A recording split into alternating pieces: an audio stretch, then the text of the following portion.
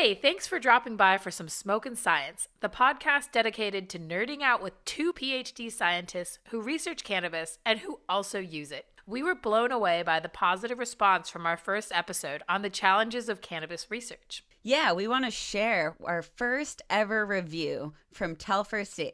Quote, if you are intrigued by the unfolding discoveries of the primal endocannabinoid system and demand and enjoy fun and rigor from your science Sherpas, this podcast is the place to be. These two PhDs are the real deal, excited to share and actively admit when they know and when they don't know. It's a fresh and energizing listen. Wow, thank you so much, Telfer.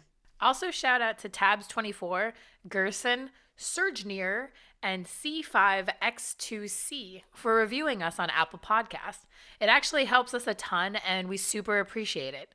And thanks to everyone who reached out to us with questions and suggestions for this episode on our Instagram at SmokeN'All. We're so excited to be on this journey together and love hearing what you all are interested in.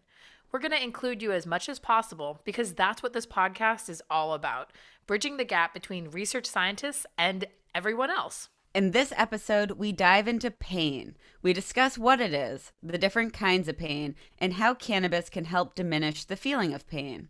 We're also going to hear from Allison Moore, president of the Hereditary Neuropathy Foundation, about using cannabis for patients who have rare disorders with no other treatments. Then we'll discuss why some people are more susceptible to pain, and by the end of this episode, you'll have an overview of how cannabis can help reduce pain signaling at the molecular level. All right, let's do it.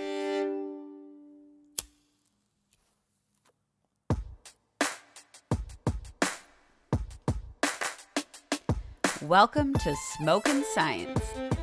Nothing but the facts about our favorite plant.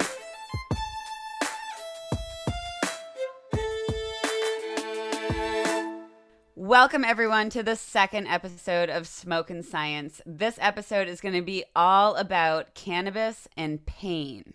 And I think one of the most interesting things about pain is that every human experiences pain, but every human experiences pain differently. We all experience pain through our brain's perception of it, and we're going to be talking a lot about how cannabis alters that process. Oh, yeah, it's such a subjective experience for everyone, and that's been a challenge just clinically, defining pain and how much pain you have because everyone experiences it differently. And I actually had to look it up when we were like scripting out what we were going to talk about and what the major topics were. I had to ask myself, like, what actually is pain? Because I have the answer in my head that is from experience where I'm like, pain is pain, it hurts. And then I have the answer in my head that's molecular, which is that pain is a reaction to signaling. And the reality is that it's both, right? But I looked it up, and the definition is that pain is an unpleasant experience or a sensation in the body and mind. Yeah, and I think oftentimes we associate pain as this terrible thing that we don't want to experience, especially if you have chronic pain, but pain is very useful in your body too. Sometimes if you didn't experience pain, that would be a really challenging thing to go about with your life, because if you put your hand on a hot stove, you need that pain response to tell your brain, yo, your hand's on a hot stove, remove that hand so you won't get hurt. It is so important evolutionarily to us being alive and being able to survive. Totally. It's funny you mentioned the hot stove thing because I have a problem with that, actually. My body doesn't sense heat correctly. And so I've never gotten a first-degree burn in my entire life because my body doesn't sense heat until I'm like in the second degree. Oh, so wow. I always feel a second-degree burn. And my theory that I've come up with is that it has to do with feeling pain, and for some reason the receptors in my skin or my skin's ability to feel that super hot heat, it doesn't fire properly, and so it doesn't send that pain to my brain, and so my brain doesn't know to remove my hand from the hot stove. And I think that it is so important. It's such an important process. It's ancient, and it's one of the most primary things that has kept us alive. And just a cool side note, I had a friend growing up who put their hand on a hot stove and actually like burned that skin so bad that he had to get a skin graft from his leg. And then he had to shave his hand for like the next 20 years because it just kept growing leg hair. What? Yeah, it's wild. That is so incredibly interesting. Also, I wonder about his hand because hair follicles have different properties. Like the skin that has hair follicles on it have different properties. Yeah. So at the base of every hair follicle is a little bundle of stem cells that help regulate the overall health of the skin. And the CB1 receptors on these stem cells have been shown to help keep them alive and regulate the overall immune system response on your skin. No, it's incredibly interesting. I should That's amazing. reconnect with him and see how he's doing. You should be like, hey, have you heard this? Have you heard this podcast? Because you're mentioned in We it. talk about your hand. We talk about your hand and needing to shave it. Yeah, but- but that was a great example of what nociceptive pain is, right? You have these special little nerve endings all over your body that are meant to detect painful stimuli, so things that cause pain, and then you have a specific way of sending that signal to your brain to tell your brain that you're in pain. And just for reference, if you're curious, these specialized nerve endings, they're called nociceptors, and that's the reason that this type of pain is called nociceptive pain. Yeah, and nociceptive is the fancy word in my mind for body pain. Yeah. Nociceptive pain is pain that comes from a stimulus outside of your body, like heat or like a chemical. Like most nociceptive pain, I associate it with burning in my head just because of the heat and the chemical burn association. But it could also be like extreme cold, which also kind of feels like burning. So maybe that's why it's very painful. I think about it as burning. But if you have like a sore tooth or if you're pulling your hair, right, those types of pains come from sensory inputs, which is what body pain or nociceptive pain is. Your body has all of these nerve cells and it relays that information to the brain. And the responsibility of these nerve cells is to say, hey, there's either like a physical stimulus, which would be like a bruise, right? There's either like a physical thing that has hurt you to cause pain, or there's a heat or chemical component. These nerve endings then sense these components and then send that pain signal. And we call that body pain nociceptive pain because it's very different from the other type of pain, which just purely comes from the brain, which I call brain pain, body pain versus brain pain, which is neuropathic pain. And neuropathic pain is much less understood than the body pain. I mean, we understand components of it. We know that it affects a lot of people, but there are many different things that can cause neuropathic pain. Whereas we know in body pain, it's those nerve endings that are causing that. But with neuropathic pain, you're still getting that pain signal sent to your brain, but it's kind of being created in your brain. It's not being created from these specialized nerve cells on the outside of your body. And because we can't see the inside of the circuitry of what causes pain, right? The pain signal has to go from the nerve endings into the peripheral nerve endings in your body. The periphery is just the outside of the body. The signal has to go from there through your spinal cord to your brain. But there's plenty of places where if you have brain pain or neuropathic pain, there's many different places along that circuit that the pain could be originating from. And it's really difficult and unclear how to piece that apart. And a lot, which brings us to another topic, which is that a lot of neuropathic pain is chronic.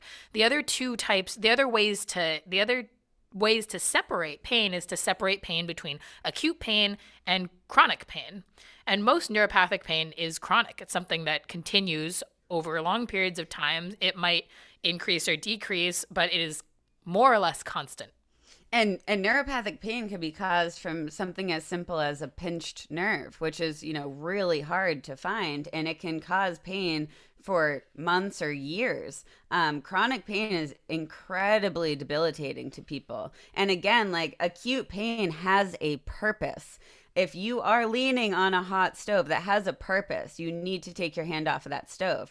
But eventually, the neuropathic pain and the chronic pain, it sometimes doesn't have a purpose anymore. Your body's just creating these signals. It's kind of unregulated, and it no longer is purposefully telling your brain that we're in pain, we need to change something. Instead, it's just continuous pain signals being sent to your brain.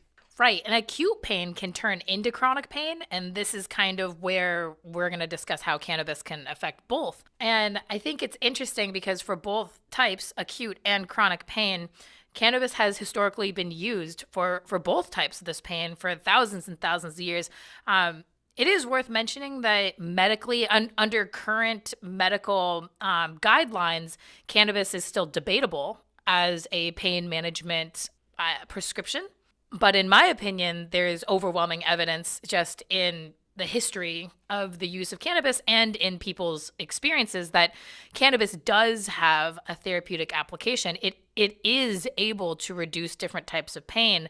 And there is a very real molecular mechanism for why cannabis works for pain. And that's what we're going to discuss in the rest of this episode. Right. And I think part of the hesitation towards physicians, saying that cannabis works for pain might be just a hesitation with cannabis to begin with. We know that these mechanisms exist. We know that cannabis does affect the pain pathway.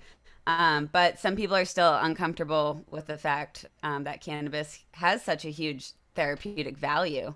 And that's a different episode. We can talk about that. That's a whole different conversation of why that occurs.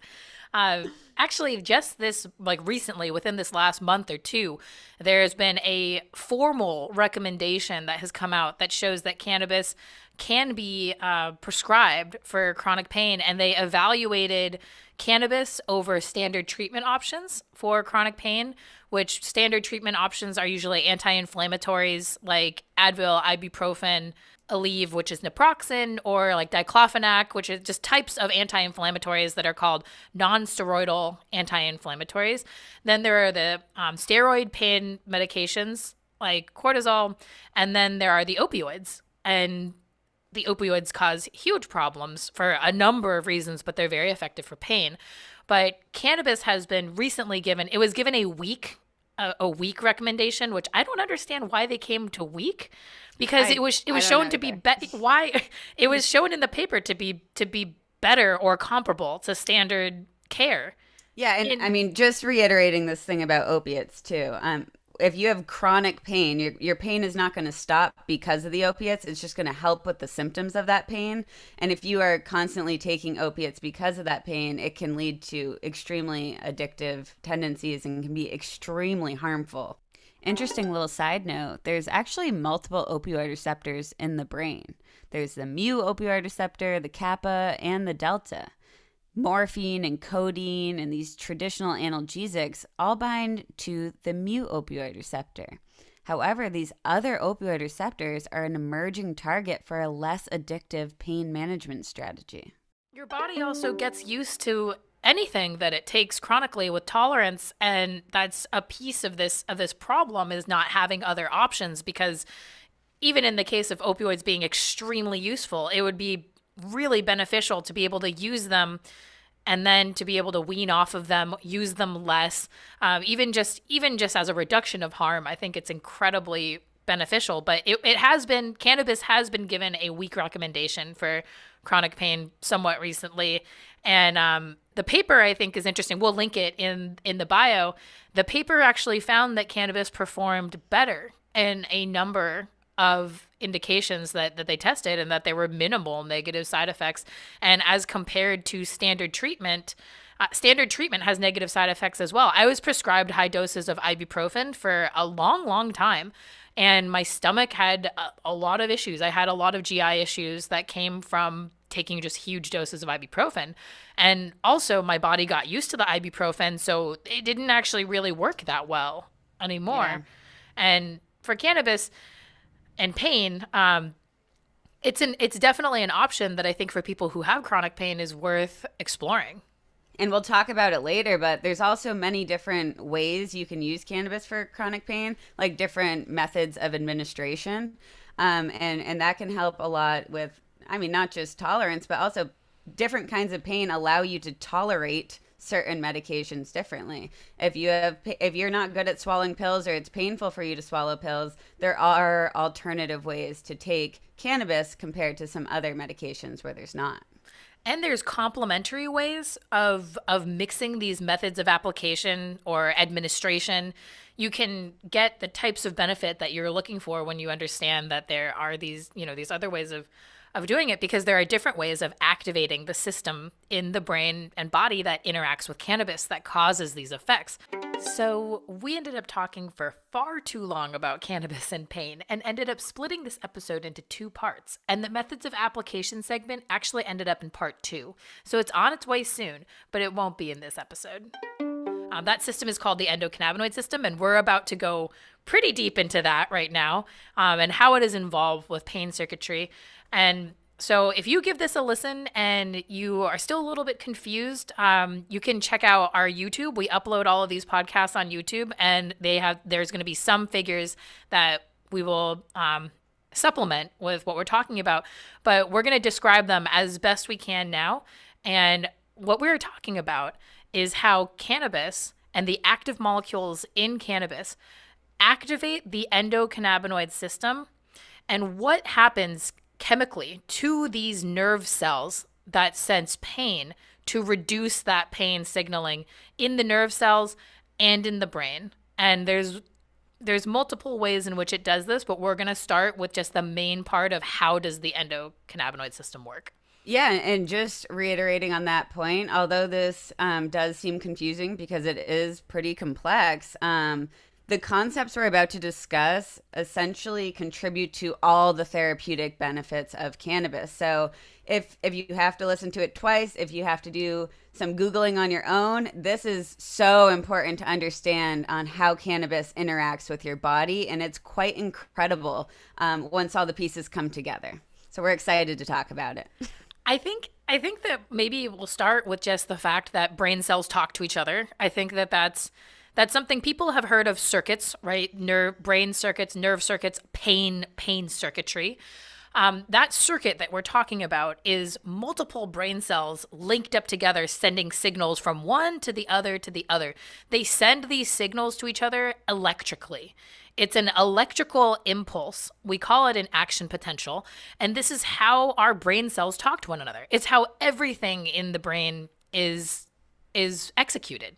Absolutely. And that impulse isn't possible unless it's kind of activated. So there are receptors. Receptors take signals from around. Your receptors are everywhere in your body, including your brain cells.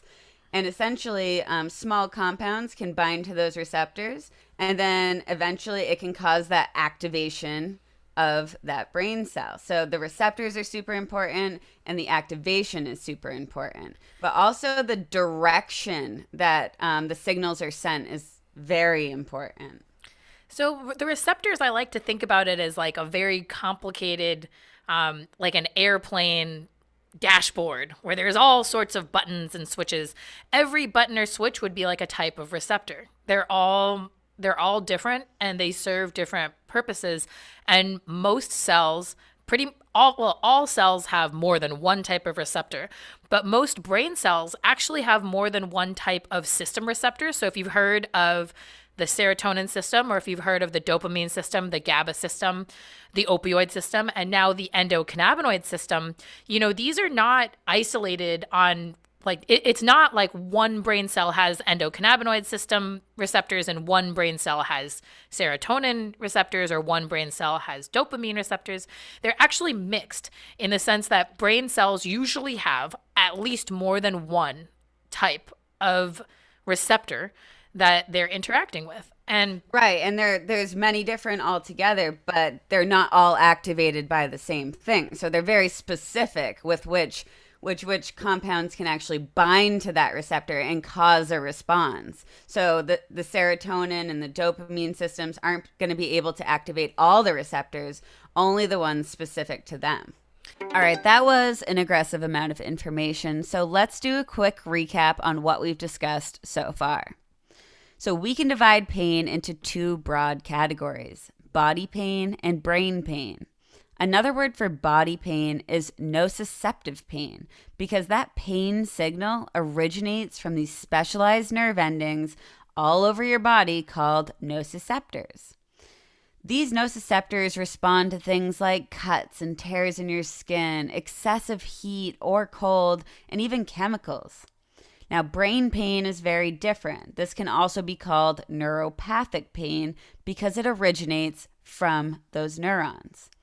Now, we can either experience these short spurts of pain, which we call acute pain, and that would be from something like a cut. But we can also experience long-term pain, and this long-term pain is called chronic pain, which can last months or even years. So some ways to describe the types of pain we're experiencing are things like chronic neuropathic pain or acute nociceptive pain.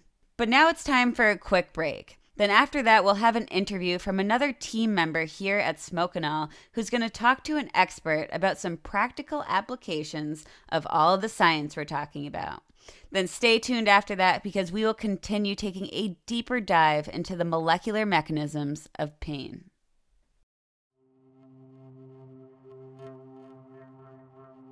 Most people prefer the effects of smoking over edibles. The most important reason why is heat transformation of cannabinoids, the active ingredients in cannabis. Unlike conventional edibles, edibles made with SmokeN'All contain heat-transformed cannabinoids from smoke. Edibles made with SmokeN'All feel more like smoking. If you are a product manufacturer, contact us today. SmokeN'All, we smoked it for you.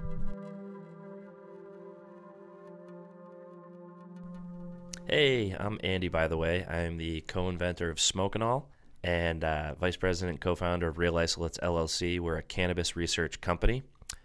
This team, our whole team, is actually a patients-first company. Just like my teammates Miyabi and Riley, I am a patient-first. September is actually CMT and HMPP Awareness Month, and this is a population of people that do not have treatment options at all, and cannabis can be a huge help.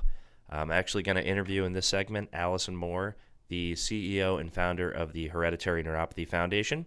So let's get to know Allison and the work of the foundation and specifically what they're doing studying cannabis for pain. Thanks. So my name is Allison Moore, as you said. I founded HNF back in 2001. I had no idea that I had the CMT gene, just like you had no idea that you had the HNPP gene until a little later in life, like me. And I knew that when this happened to me and I ended up getting severe onset of CMT, I decided that it was really important that I do something to help the community, as well as get super involved in research and searching for treatments and cures. And here we are 20 years later, and I don't think there's ever been a more exciting time for our disorder. CMT is a progressive neurological disease. And the reason I called HNF, the Hereditary Neuropathy Foundation, is it's an umbrella of a lot of different diseases. So Charcot-Marie-Tooth, which is also known as CMT, CMT1A is the most common form of the disease, and it's the PMP22 gene. So I love talking to somebody who has the same gene as me, but yours is a deletion and mine's a duplication. See, I always forget that actually. So yeah. I'm glad you reminded me. And what's really exciting is we're doing now not only research in just CMT1A, we're doing for a lot of different types of CMT, including HNPP. We always say this is the biggest disease no one's ever heard of. And really, to date, we don't have a superstar, either musician or actor, anybody famous that has come forth to share their disease. But yesterday, the news came out that Alan Jackson, and I don't even think I would be saying this, but I'm looking at your beautiful guitar in the background. And, Alan is this superstar country singer. He's 62 years old, and he's so brave. He decided to come out about this whole thing yesterday on the Today Show, and I happened to be watching it. So that's really incredible. Exciting. We're getting a lot of press. Any idea that they were going to, announce this before, or were you just I had no idea. I was actually with my mother, and we were both floored. And I love the CMT, country music, and CMT, so Yeah. there's like a nice little connection there. But, I feel his pain and Yeah. suffering, because you get to a point, as we all know, sometimes you can hide it, but over time, as it progresses, it does become a very visible disorder. And it's super devastating to live with. It can be so debilitating where you lose the normal use of your legs, your hands. For example, I have bilateral foot drop. I need to wear leg braces to walk. Without them, I can't walk really at all. Yep. So, but you live the best life you can. And when I met you at that summit, it was a pain summit. Yep. And we were the ones that really brought pain to the forefront for HNPP, CMT, and other types of inherited neuropathies. It wasn't on the radar. It was believed that, CMT really wasn't that painful of a disease. And they never really thought that neuropathic pain was as prominent. In clinical trials, nobody was addressing it. So with a lot of the research that we did, we discovered that it was really important that we shed light on this. And I think that's why we're here today, is you've done a lot of work in the area of medicinal cannabis use and CBD and so forth. Symptom management, right? Because that's really what it comes down to. I just want to say, first of all, before I even dive into anything here, going to that summit, the patient-centered summit at MIT, was like an actual turning point in my life, which is, I mean that wholeheartedly. It changed the course of what I wanted to do in my career and what I cared about, because, first and foremost, knowing that this is a hereditary thing, and I've had it my whole life, and I had weird symptoms growing up, and I was an athlete, and things that affected me as an athlete, and I'd go to the doctor and they didn't know what was going on. They actually called me Nummy for years in there, because it was kind of that's horrible. Like a funny thing. It's like, oh, we call you Nummy around here, because like no one could tell why I was numb or losing sensations and all this stuff. And when I was diagnosed in 2015, I was 25, and I was in a career I didn't really love, cool company and stuff, but I couldn't feel my hands one day, and I've experienced that many times, and it would come back, right? So it comes and goes, and you get pains and different things, and I finally, it was a bad one. It was a bad episode. Couldn't feel my hands for an extended period. They lost function. I couldn't type. I couldn't do my job. So got the diagnosis officially, and it wasn't until, because there wasn't a lot of information until I found you guys. My now wife, my girlfriend at the time, found that summit and said, hey, I'm signing up your whole family. We're all going to go. So I have to give her credit for finding you guys. But we went, and I was blown away by the approach you took with the patient-centered summit, because one of the doctors, I don't remember his name, a neurologist there, at the table on one of the breakout sessions was asking me a lot of questions. And I said, hey, I came here for information. Like, it's scary that I don't know what's going on. I'm here for information. And they said, well, hey, you're the expert. You have it. And that moment kind of like was a major turning point for me, because I said, wow, we don't know everything. I think a lot of people expect that you can just go visit a doctor and you're going to, walk away with a prescription or something and you're going to be okay. And in that moment, I was like, wow, this is, it was scary, but also almost exciting to think like, wow, could I like potentially help make a difference in this community by finding out things about myself, taking notes about how certain things may help me with my pain or with, different things, right? Like playing guitar is very difficult when you can't feel your fingers. It's a perspective thing for me. When I learned about what's going on here and why I was feeling weird, I also learned during my neurological testing that I have a really high tolerance for pain. And it's probably because I've been feeling it all the time, and I'm just used to it. Right. So, I do self-medicate with cannabis and CBD and hemp products, and I have for years. And that was a major bone of contention between me and my family. And it was illegal, and it was scary, and it was bad, but it was helping me. And I liked it so much because it was helping me. And I didn't know that it was helping me in the ways that it was until, years later, and diving into what we do at Real Isolates now, and all the knowledge I've taken from my partner Miyabi and the people I've met in this industry, and how they really do care about people that don't have options or don't have treatments or cures yet. And so we are starting to do high throughput screens for already FDA approved drugs. And, I think of cannabis often because there was a drug recently approved, I believe, for epilepsy, where it was a combination where cannabis was in the formula. And, we work with a French biopharmaceutical company called Pharnex, and their whole platform is called pleiotherapy, where it's taking drugs and synergistically the drugs combined really are targeting many parts of what we're dealing with as patients. So I believe in what you guys are doing. And I will also say that because of the when we did the meeting at MIT, we did a lot of surveying, patient reported outcome surveys, and we did it through our patient registry, GRINT, Global Registry for Inherited Neuropathies.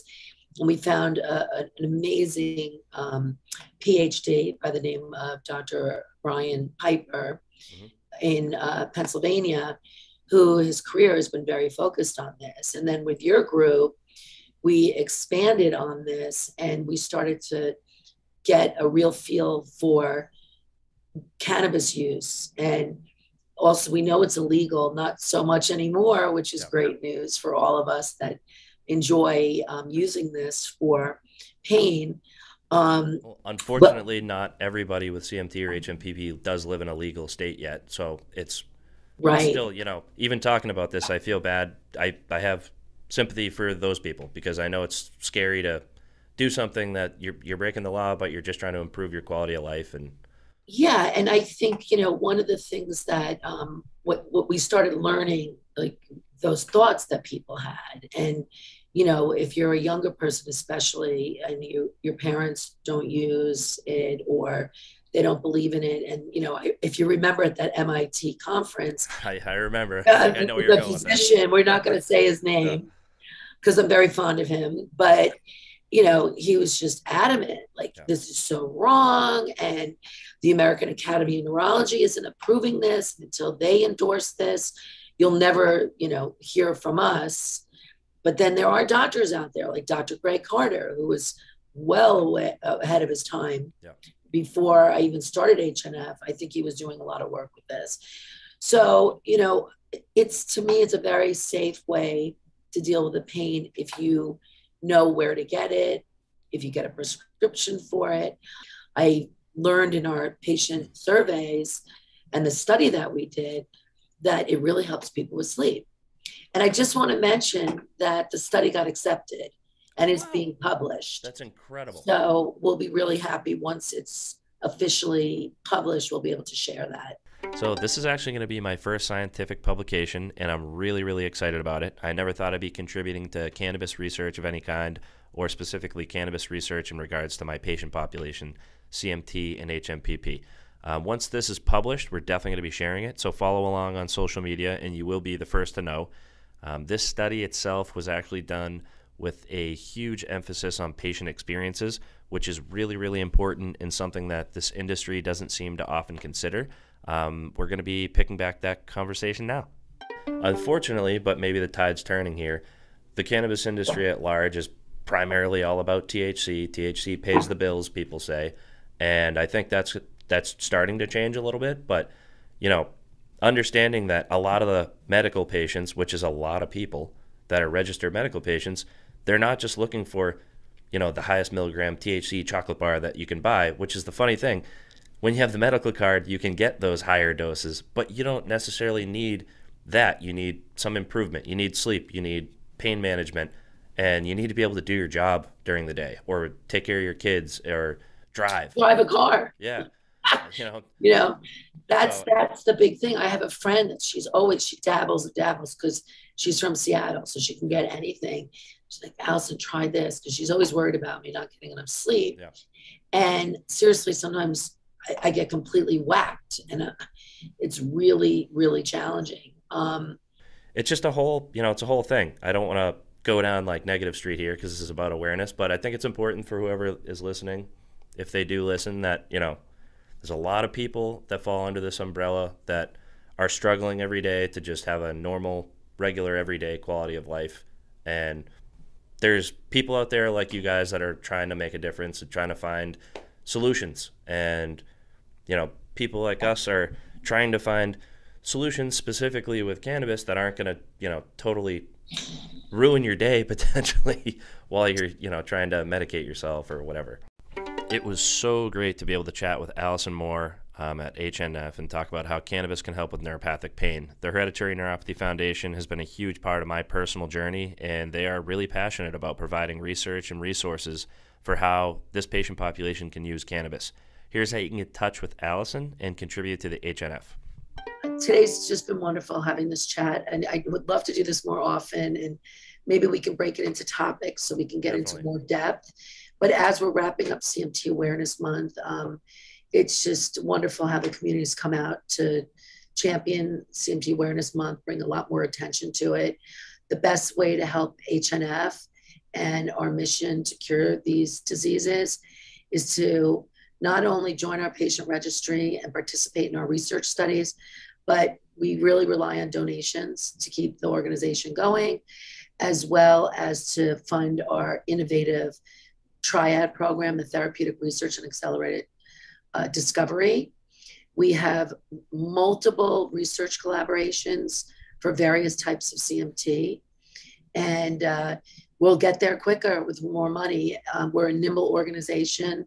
It's amazing what we've done in such a short period of time. So I would be super grateful for anybody that is willing to join the organization. It's free. Reach out to me. I love talking to patients. My email is allison@hnf-cure.org. Or the Hereditary Neuropathy Foundation's website is hnf-cure.org. There are areas where you can donate and be very specific. If you have a certain type of CMT and you want to donate to that and you want to learn more about our research, please reach out. We're working on 15 different subtypes of CMT now. And then again, talking about the patient registry and the CMT Medical Journal, that will have an impact for almost every single person out there for CMT. So that is something, if you're not sure what you want to donate to, and you're later in life and you're more concerned about how it's going to impact you today, that's a wonderful way to support us. So thank you so much, Andy. Let's do this soon. If you want to hear the entire uncut interview, you can find it on our YouTube page, SmokeN'All Sessions. So now you'll hear another quick bit from me about SmokeN'All before we get back to the science. SmokeN'All is a unique cannabis extract that feels more like smoking compared to traditional edibles. That's because it's actually extracted from cannabis smoke. SmokeN'All can be incorporated into a variety of formulations, including edibles, tinctures, and capsules.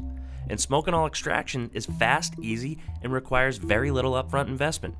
If you work at a dispensary or are involved in cannabis processing and are interested in incorporating SmokeN'All formulations for your products, contact the link below or send us a message on Instagram. SmokeN'All, we smoked it for you.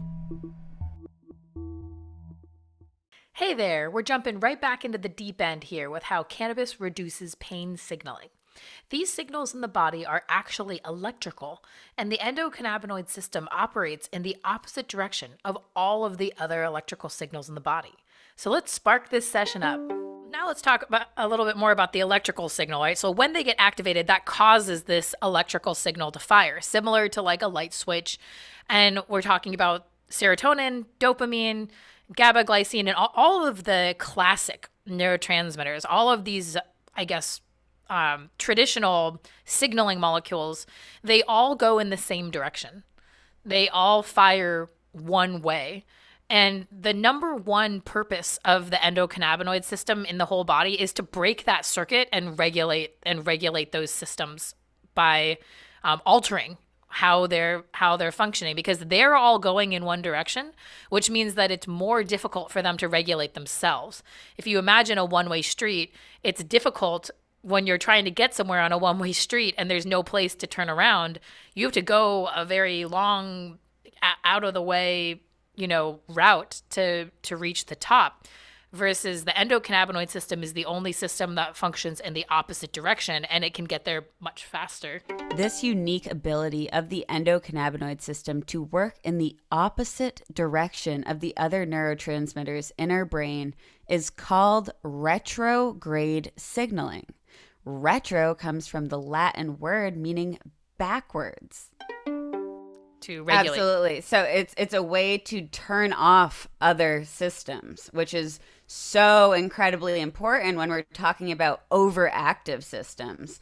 So I don't know if this is a good example because everyone loves cheese, but say you're at the Olive Garden and they're like putting the cheese on your salad and they say, all right, let us know when to stop. And if that cheese, a little bit of cheese is good, right? But if they just never stop, you're going to have a whole mound of cheese on your salad. The endocannabinoid system is the one that says, hey, stop, that's enough cheese, thank you. It actually can stop things from being sent to other neurons. I love that. I'm lactose intolerant, but I still love that because I'm just envisioning like I could always use more cheese. Right, yeah. That's why it's like, is that a bad example? Because No, I think it's a great one. I think everyone has to say no to cheese at some point in their life. And in the brain, there's a very delicate balance of cheese that will lead to pain. So speaking about pain, that is the problem with pain signaling. With either acute pain or chronic pain, what you're trying to do is reduce the cheese, right? You're trying to reduce the cheese back to like a normal salad level. Right, an enjoyable amount of cheese for your salad so you can still enjoy everything else. It's all about balance. Exactly. And our brain can manage a certain amount of pain signaling where it will be what is below threshold and we won't feel pain anymore. So that's the way that the endocannabinoid system works. It works by reducing that pain signaling. I'm trying to get into like a little more detail here without introducing more terms, but well, let's just go with THC. So THC turns on the CB1 receptor. And when THC turns CB1 is your cannabinoid 1 receptor. Great. But the CB1 receptor is responsible for most of the effects of cannabis, although it's way more complicated than that. That's how we're going to get into it right now. The CB1 receptor is activated by THC. And the purpose of the CB1 receptor in the brain is to break the circuitry and decrease the ability for that signal to be sent. So that's one of the main ways that the endocannabinoid system and that cannabis can reduce the amount of pain is because it actually interrupts the signaling for pain and and decreases the amount of pain signaling that eventually reach your brain to be felt below a threshold, which means that you don't feel it anymore. Absolutely. And I think it's also important to note that yes, THC absolutely binds to your cannabinoid 1 receptor on those neurons, but your body also makes molecules that can bind to the same receptor. So we don't actually always need cannabis to have this process of regulation happen. Your body's regulating on its own. That is the purpose of the endocannabinoids that your body makes.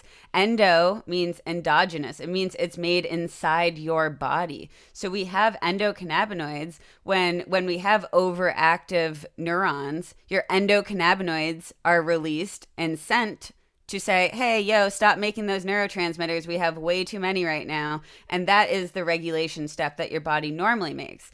THC can supplement this because it binds to that same receptor that the molecules that your body makes also bind to. It kind of mimics them and it kind of tricks your body into thinking that you have more endocannabinoids.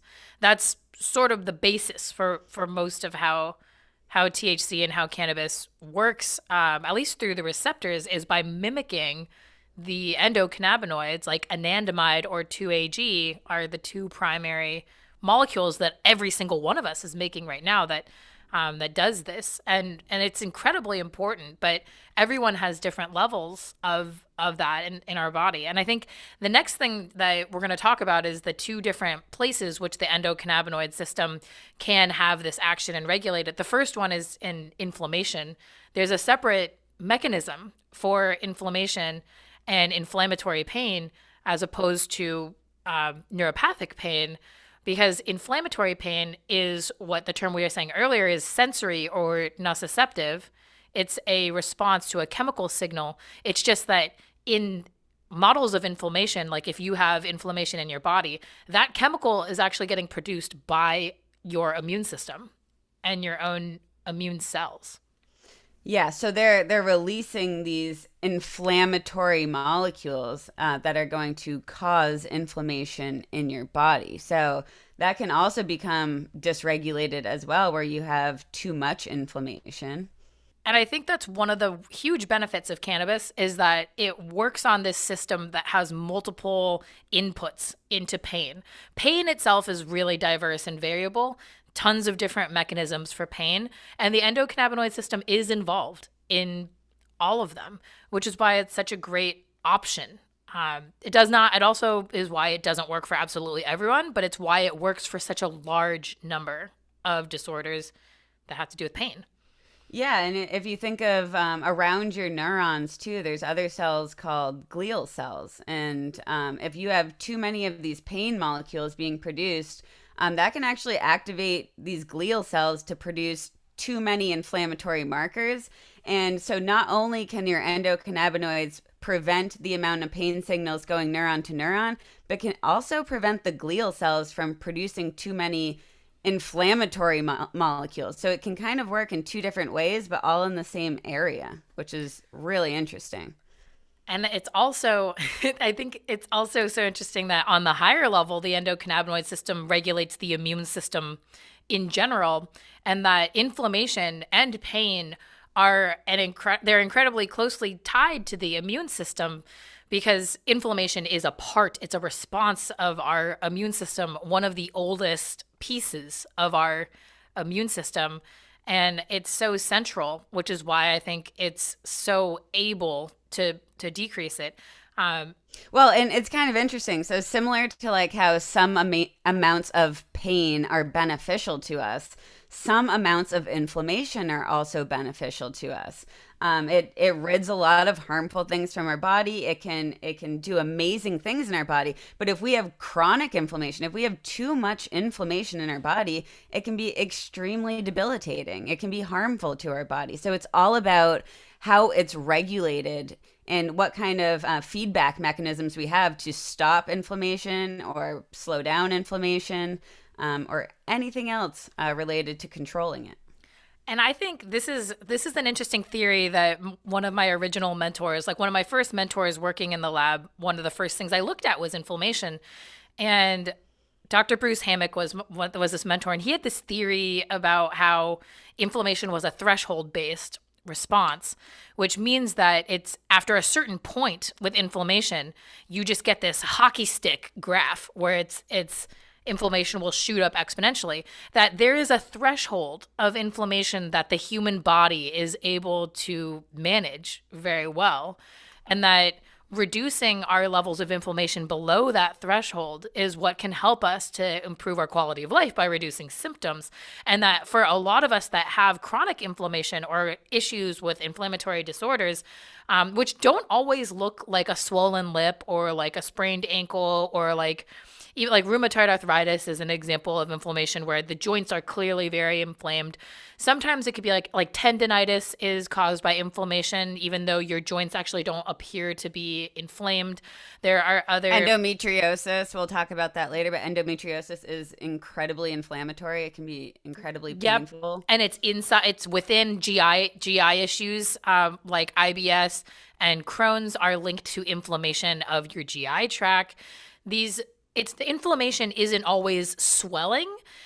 At our level, inflammation is the release of a very specific set of molecules, usually described as either cytokines, some prostaglandins. There's a large number of different types of molecules that our body creates that are what is called inflammatory factors. And when you get above a certain threshold of these, that's when you start to cause all sorts of negative effects in the body, and that most of us are living our lives very close to this inflammatory threshold. And I think, inflammation's happening all over our body at all times, but maybe, as you said, below a threshold that we even know it's happening. If we have any sort of like foreign substance in our body, that's part of the inflammatory response. But again, chronic inflammation is where an issue arises. And in the case of what Miyabi was saying, we don't know what other people are experiencing for an inflammatory condition. It can always be hidden. So It's something that a lot of people suffer with, but we just don't visually see it. I think your point about pain and inflammation being beneficial to a certain extent is so important, because that's how cannabis helps. It helps decrease the levels of pain and inflammation to a point where they're not out of control, because pain and inflammation by themselves are not negative things like per se. They're really important functions in the body, and we don't want them to completely not work, which I think it's an interesting and negative side effect that can come with pain medication that's actually much stronger when you can't feel anything, and then you're re-injuring yourself because you can't feel any pain. And I think that's something that's beneficial for cannabis. So we've covered a lot of ground so far on how cannabis can activate the endocannabinoid system to reduce pain signaling. But the endocannabinoid system also contributes to pain in a different way in terms of the levels of endocannabinoids that are in our bodies. Some of us have less of these than others, and it's something called clinical endocannabinoid deficiency, which we're going to talk about next. All right, so let's talk about this theory developed by Dr. Ethan Russo that is termed clinical endocannabinoid deficiency, because it's really interesting and it can be tied to many different diseases. And I'm pretty sure I have it. Which is incredibly relevant to this podcast. Pretty sure that the end of my PhD, or not even the end, but about 3/4 through my PhD, I was like, oh yeah, this is potentially the cause of most of my issues, because CED, or clinical endocannabinoid deficiency, it's a theory that some of us, and also I always say this when we talk about Dr. Ethan Russo's theory, is that CED is a theory, but also like gravity and evolution are still theories. And there's a lot of data to support them. And there's a lot of information to support endocannabinoid deficiency, at least in specific populations. So the current theory is that some of us have lower levels of endocannabinoids, and that this causes problems, and that the problems can manifest themselves in either like chronic pain, mental health, or GI issues. By having lower levels of endocannabinoids, you're sensitized to these other types. And pain, I think pain is a central role. So just back to what we've been talking about, if these endocannabinoids, the ones your body makes, if they're turning off valves and they're causing things to be kind of maintained at a comfortable level, if you don't have enough of these molecules in your body, you're going to have trouble regulating a lot of mechanisms within your body that are incredibly important. So if you have what is supposed to be like a garden hose watering your plants, and that's something that our body can handle, and if you have a typical or an average level of endocannabinoids, your endocannabinoids are responsible for turning that spigot down and maintaining the garden hose at a level that it's watering your plants. If you have clinical endocannabinoid deficiency and you don't have enough of those endocannabinoids, all of a sudden that garden hose can get out of control and be like a fire hose that's just bulldozing your garden. Right. All your plants are getting flooded and they're going to die. It's not good for your garden. Although some water is necessary for your garden, you don't want to put a swimming pool's worth of water all over your garden, right? Exactly. And this is how this works in pain. And actually, the best evidence for clinical endocannabinoid deficiency is in disorders that have a lot of pain. It's in IBS, or irritable bowel syndrome, migraines, and fibromyalgia. And all three of those are associated with severe types of pain. Yeah, absolutely. So these lower levels of circulating endocannabinoids can cause an increase in your cannabinoid 1 receptors. So you can think of this issue, if you have more of the receptors that are supposed to be like accepting that signal from the endocannabinoids, if you have more of those receptors but less of the signal, this causes a huge disparity in how you regulate things. And it's so difficult. It's like a chicken or an egg situation with the symptoms, because in terms of the pain symptoms and the all the symptoms that kind of like overlap with one another, there's these things, our body responds, and our body is always fluidly changing and responding to things that are happening. And because you have lower endocannabinoids, you could have more CB1 receptors, which has been shown for people who are diagnosed with PTSD, and is another another list of symptoms and categories of diagnoses, a mental health disorder that is associated with having lower endocannabinoid tone. And it really, for me, I think like a lot of the things that the endocannabinoid system controls, many of them, the reason why clinical endocannabinoid deficiency can be different in so many different people is because we are also different in our endocannabinoid systems, that for some people having clinical endocannabinoid deficiency, it's also unclear what causes clinical endocannabinoid deficiency. So it could be different causes. I was just going to say that. Is it a genetic regulation? Like, are your genes just not getting transcribed fast enough? Or could it be where you just were born with like less potential to produce these molecules? And then there's experience, because PTSD is linked to trauma. Absolutely. Is there some sort of epigenetic change or some sort of environmental change? High levels of stress and high levels of cortisol, like all of these things will alter endocannabinoid production, and every person's body responds to that a little bit, slightly differently. Absolutely. And I just want to reiterate that even though clinical endocannabinoid deficiency is a theory, we have so much evidence for so many different disease states that there are less endocannabinoids circulating. One more thing about clinical endocannabinoid deficiency is that there are two ways in which cannabis helps rebalance clinical endocannabinoid deficiency. The first way is by just mimicking the endocannabinoids. So I said earlier that we're tricking the body into thinking that we have more endocannabinoids.